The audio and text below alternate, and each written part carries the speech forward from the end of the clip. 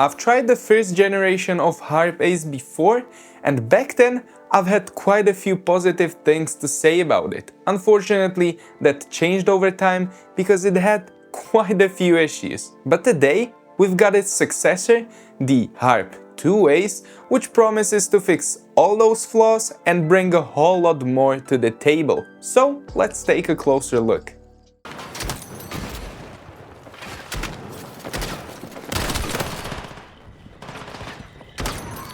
Even though the harpeace 1 and 2 share the same name, that's basically the only thing they share. Not only has the shape changed, but so has the design, the button placement, the coating, basically everything. The mouse went through a complete rework, one that it really needed, and one that will hopefully put it where it deserves to be, at the top. Unfortunately, Asus took that a bit too literally and also put the price right at the top too.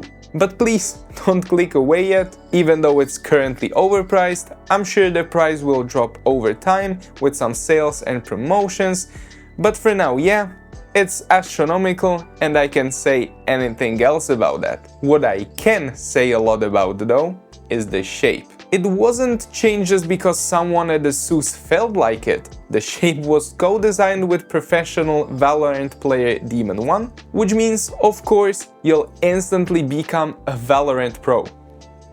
But seriously, thanks to his input, we now have a much more comfortable shape.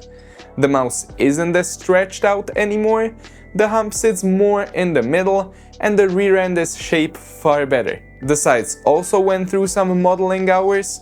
They're nicely curved and angled, unlike its so-called predecessor. Also, the annoying side grooves are gone, and the side buttons were moved further back.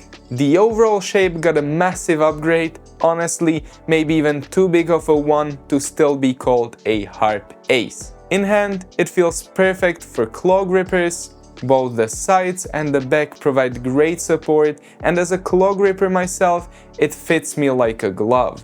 Fingertip grip also works nicely, though you'll need to position your fingers a bit further forward to avoid the widened sides. Surprisingly, even palm grip worked fine for me, even though Asus doesn't officially advertise it for that, but thanks to its height, it felt comfortable enough. Asus didn't just redo the shape, they also fixed the coating. The first version had a matte plastic surface that wasn't for everyone, and the included grip tapes were pretty much a must for any comfortable long-term use. This year though, that changed completely. You can safely throw those grips away because Asus gave us a rubberized coating that's absolutely fantastic. Honestly, one of the best I've ever felt. At first touch, it feels soft and smooth, but once you start using it, it provides a perfect, slip-free grip. Not secure in the hand doesn't exist when holding this mouse. The only downside, as usual with black coatings,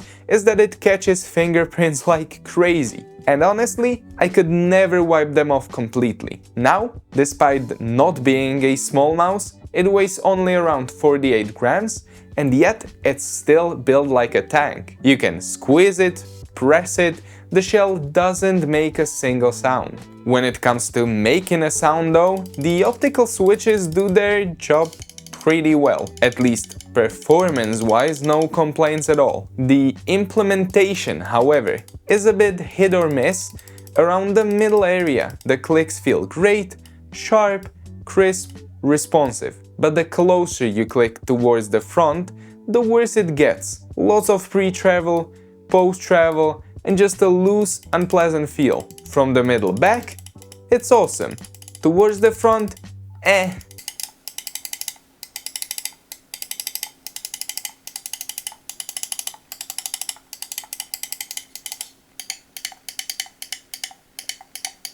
At least there is no noticeable wobble on the buttons themselves. However, the scroll wheel saves the day here, it's light, has well-defined steps, and the middle click has a nice, satisfying resistance.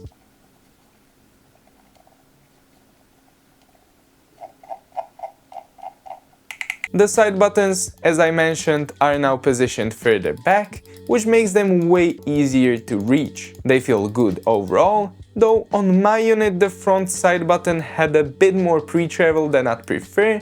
Not a deal breaker, just noticeable.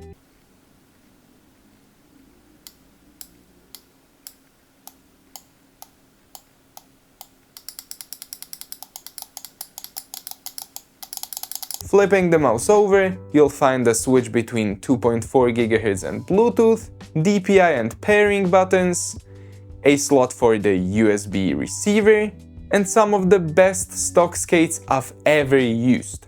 I love Razer's stock skates, and these are at least on par. They're thick enough for soft pads, glide super smoothly, and have held up great. Even after heavy use on a glass pad, mine still show almost no wear. And when you add the fact that we've finally ditched Armory Crate for a new, beautiful, though still not fully finished, web-based software, my heart is happy. You've got all the standard button remapping options, full performance settings including DPI, motion sync, and lift-off distance. There's also a power mode toggle, which didn't work for me yet, still buggy, and a zone mode, which is supposed to let you switch between performance and standard modes easily, though pressing the DPI button and both side buttons at the same time doesn't exactly scream easy, so I'll just stick to switching it manually in the software. Oh yeah, and there's RGB, but I didn't really use that even for a second. Finally, gaming performance. The harpeace is an absolute gaming beast. It played beautifully.